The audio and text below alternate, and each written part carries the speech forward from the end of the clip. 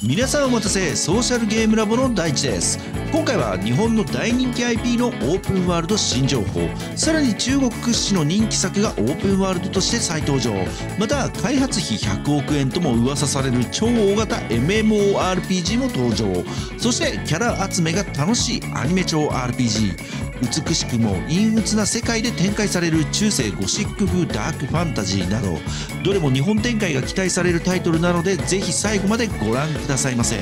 チャンネル登録していない野暮なやつはいないと思いますが、もしまだならぜひこの機会にチャンネル登録と動画の高評価ポチッとお願いします。それでは曇りなき眼で見てまいりましょう。ソーシャルゲームラボ。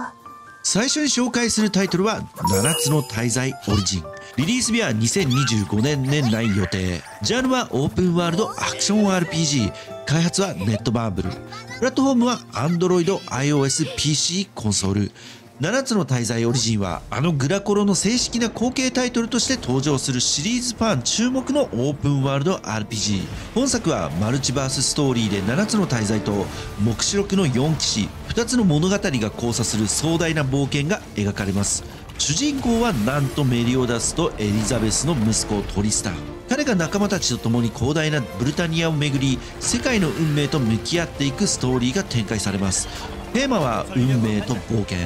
プレイヤーはこの交差する世界の中で過去作の人気キャラや新たな仲間たちと出会いながら、運命に導かれるかのように物語の核心に迫っていきます。マルチバースという設定が加わったことで、原作ファンも知らない意外な展開が見られるかもしれません。注目したいのはシリーズ初のオープンワールドアクション RPG という点。自由度の高いフィールドを探索しながら、プレイヤー自身が戦闘、育成、冒険のテンポを自由に組み立てられるのが魅力です。操作キャラクターはトリスタンだけじゃなく、7つの大罪や黙示録の4騎士のキャラも操作可能で、編成や戦闘スタイルを自在にカスタマイズできるのもポイント。戦闘アクションも爽快感たっぷりで、キャラごとのスキル演出や連携攻撃にも注目です。2025年3月に公開されたティザーサイトでは、日常の中に突然現れる時空の歪みを描いたドラマチックな映像が話題になり、トリスタンとヒロインのテイオレイが見せる新たな物語の幕開けに多くのファンが注目しています。ビジュアル面でも進化しており、キャラクターの表情や背景のディティールなど、グラフィックの質感も大きくパワーアップしている印象です。開発側のコメントはまだ多くは出ていませんが、映像や公式 SNS からは、これは7つの大罪 IP の本格リブートだと言わんばかりの熱量が伝わってきます。ネットバーブルがこの作品にかける思いの強さが伺えますね。ファンからはようやく来たトリスタン主人公は熱い、原作キャラも使えるのが楽しみという期待の声が上がっている一方で、またガチャが重かったらどうしようという懸念の声もあります。ただティザーでは自由な探索やストーリー中心といった部分が強調されており、しっかりとコンテンツ重視で作り込まれている可能性が高そうです。ということで7つの大罪オリジンはシリーズファンはもちろん、オープンワールド RPG 好きにも刺さること間違いなしの注目タイトル。2025年ブリタニアで繰り広げられるもう一つの罪の物語にぜひ注目くださいませ。続いてのタイトルはオーナー・オブ・キングス・ワールド。リリース日は2025年予定。ジャンルはオープンワールド RPG。開発はテンセント傘下のティミスタジオ。プラットフォームは iOS、Android、PC。中国初の大人気モバオーナー・オブ・キングスをベースに、新たに生まれ変わった超大作オーナー・オブ・キングス・ワールド。本作はテンセント傘下のティミスタジオが開発する完全新作のオープンワールドアクション RPG。これまでチーム戦を軸に展開されてきた世界観が一人称の物語体験と冒険要素を融合した形でリビルドされ、ソロでじっくり楽しめる物語重視の作品として開発が進められています。テーマは英雄たちの記憶と伝承を巡る旅。モバに登場した大人気キャラたちが今度はしっかりと物語の中で描かれ、それぞれの背景や信念が明らかになっていきます。プレイヤーは広大なフィールドを駆け回りながら、世界に隠された秘密と王者たちとの奇跡を紐解いていくことになります。最大の魅力はその没入感あるゲームプレイとハイエンドなグラフィック、パルクールを活かした自由な移動アクションに加えて、複雑な地形や環境ギミックを活用した探索要素も用意され、戦闘はキャラクターごとに個性的な武器やスキルを持ち、爽快でダイナミックなバトルが楽しめる設計です。もちろん戦略性も抜群、連携技やボスバトルといった迫力のある演出も盛り込まれていて、ソロプレイでも十分にやりごたえがあります。グラフィック面では従来のアニメ調とは一線を画したリアル寄りの 3D ビジュアルが採用されており、キャラクターの風景や質感が非常に高く、ファンタジー世界にぐっと引き込まれます。そして注目は最新スマホを最適化された超グラフィックモード。高解像度の描画やライティング表現、高視野の演出など、まさに次世代モバイル RPG を象徴するようなビジュアル体験が待っています。さらに2025年3月に開催されたゲームデベロッパーズカンファレンスでは、新映像や実機プレイも公開されていて、グローバル市場に向けた本気度の高さが話題となりました。会場では原作の世界観をここまで深く作り込んできたかと驚く声も多く、これからさらに注目度が増すと思います。開発スタッフのコメントによると、この作品は既存ファンはもちろん、オーダー・オブ・キングスを知らない方にも楽しんでもらえるよう設計しているとのこと。原作キャラの信念を深く描くことで、よりドラマチックで没入感のある RPG 体験を目指しているそうです。ファンからは原作キャラの裏話が見れるのは嬉しい、一人用 RPG でめちゃ期待しているといった前向きな声が多く寄せられています。ただ、スマホでオープンワールドって重そう、ガチャや課金要素はどうなるのといった慎重な声も見られます。というわけで、オーナー・オブ・キングス・ワールドは、テンセントの技術力と世界的人気 IP の力が合わさった、まさに世界級の大型 RPG でリリースが楽しみな一本です。今後の続報をお待ちくださいませ。続いて紹介するのは、シルバー&ブラッド。リリース日は2025年8月26日予定。ジャンルは吸血鬼中世ゴシック二次元戦略カード RPG。ちょっと長い。開発はムートンゲームス。プラットフォームは iOS、Android。本作の舞台は中世ヨーロッパ風のダークで荘厳な世界。疫病によって崩壊の危機に瀕した大陸で、野族と呼ばれる吸血鬼の少女に救われた青年ノアが、自らの過去と世界の真実を求めて旅立つという壮大でドラマティックな物語が描かれます。本作のテーマは、血に刻まれた記憶と運命。血液が記憶を宿し、魂を継承するという設定のもと、人間と野族、信仰と科学、自由と宿命といった複雑な価値観が交差する、そんな哲学的な重厚な世界観が最大の魅力です。まるで一冊の女児詩を読んでいるような、そんな没入感が味わえます。ゲームシステムは5人編成の戦略ターンバトル。バトルフィールドには 3×3 マスで構成され、キャラの配置やスキルのタイミングが勝敗を左右するという読み合いと戦略が楽しい仕上がりになっています。キャラクターたちは中世を思わせる吸血鬼、教会、王国、始祖といった4つの勢力に属しており、それぞれに背景と個性がしっかり用意されているのもポイントです。さらにキャラ育成の自由度も高く、血源と呼ばれる強化システムを使って装備やスキルを自分好みにカスタマイズ可能。スキル構成も召喚型、範囲攻撃型、DOT 特化など戦略に合わせた多彩なビルドが楽しめます。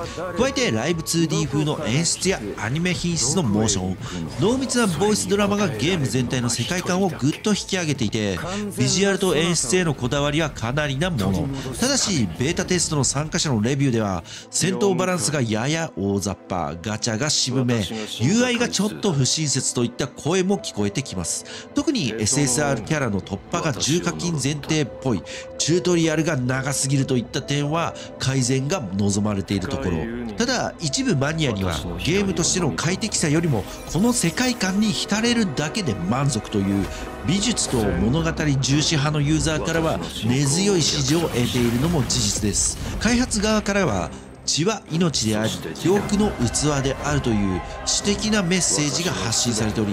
プレイヤーが運命と向き合い真実を切り開く存在として物語に関わっていく構成が伺えます。演出だけではなくストーリーそのものにも強い思いが込められているのが伝わってきます。ということでシルバー&ブラッドはビジュアルと世界観、そして戦略性の三拍子が揃った独自色の強いタイトル。中世ゴシック、吸血鬼、二次元という世界に興味がある方には間違いなく刺さる作品だと思います。正式リリース時にどこまでバランスや快適性が整ってくるか、今後の改善とアップデートに期待したいところですね。ソーシャルゲームラボ。続いてのタイトルはテラビス。リリース日は2025年予定。ジャンルはキャラクター収集型 RPG。開発は Webzen、プラットフォームは iOS、Android、PC。これまで数々のオンライン RPG を手掛けてきた Webzen が今回はアニメと RPG という新たなジャンルに挑戦。本作の舞台はかつて栄えながらも崩壊しかけた文明テレビス。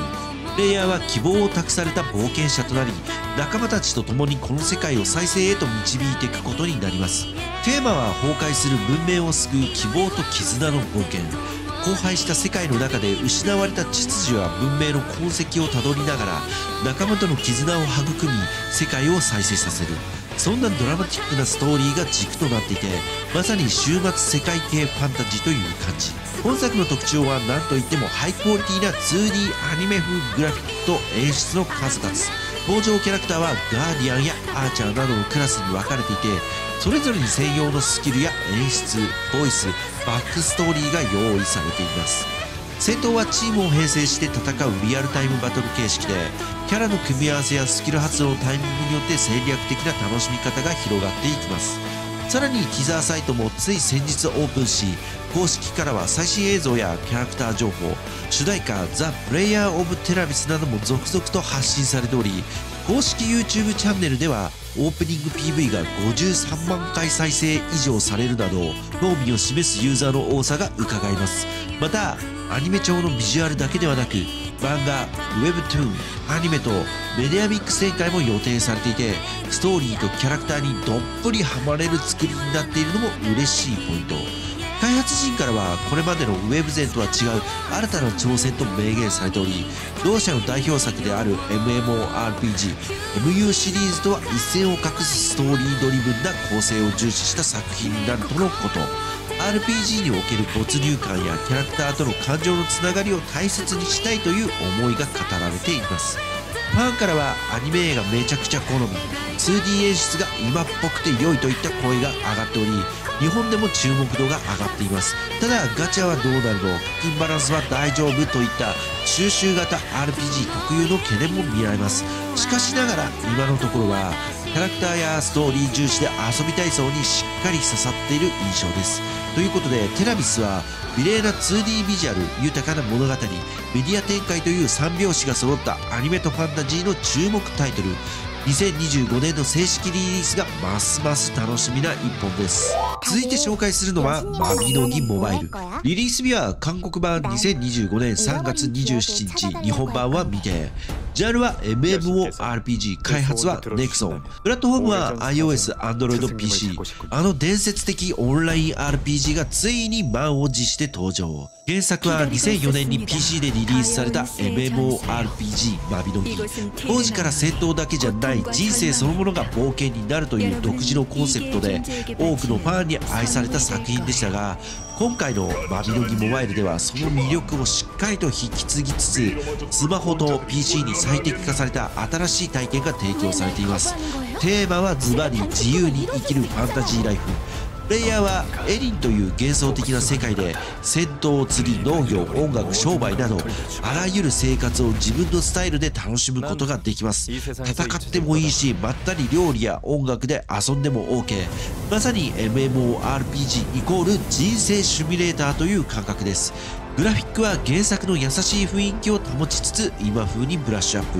UI はスマホ向けに最適化されていて縦横両対応でプレイできるほか、バトル操作もシンプルかつ快適。生活系コンテンツはさらに進化していて、リアルタイムで仲間と演奏したり露店で物を売ったりと、まるでゲームの中でもう一つの人生を過ごしているような没入感があります。そして気になるリリース直後の反響は、原作ファンから新規プレイヤーからもおかえりと歓迎ムードでスタートした本作。特にグラフィックが綺麗、音楽が原作そのもの、課金圧が低くて良心的といった点が好評です。生活コンテンツや雰囲気の再現度の高さに懐かしさと感動を覚えた人も多い様子。しかしながらやり込み要素が少なめ、染色やクラフトの UI がちょっと不便、戦闘がやや単調といった課題の声もあり、特に銀のコインと呼ばれるスタミナ性や課金アイテム絡みの生殖要素については一部のユーザーから懸念も出ています。ただし全体としては丁寧に作られている、今後のアップデートに期待といったポジティブな意見が多く、長く遊びたいタイトルとして好感を得ている印象です。噂によると開発費100億円とのこと。ということで、マビノギモバイルは戦うもよし、暮らすもよし、自分だけの物語を自由に紡げる MMORPG。スマホで気軽に楽しめるもう一つのエリンの世界にぜひ足を踏み入れてみてはいかがでしょうか。ソーシャルゲームラボ。はい、今回は新作オープンワールド RPG や MMORPG、さらに中世ゴシックファンタジーなどバラエティに富んだ内容でしたがいかがでしょうか。どのタイトルも日本展開が視野に入っているので今後が楽しみですね。ということで今回の動画は以上となります。この動画が少しでも参考になった、今後に期待したいという方はぜひチャンネル登録、高評価ポチッとお願いします。それでは今回はこの辺でご視聴ありがとうございました。次回もお楽しみに。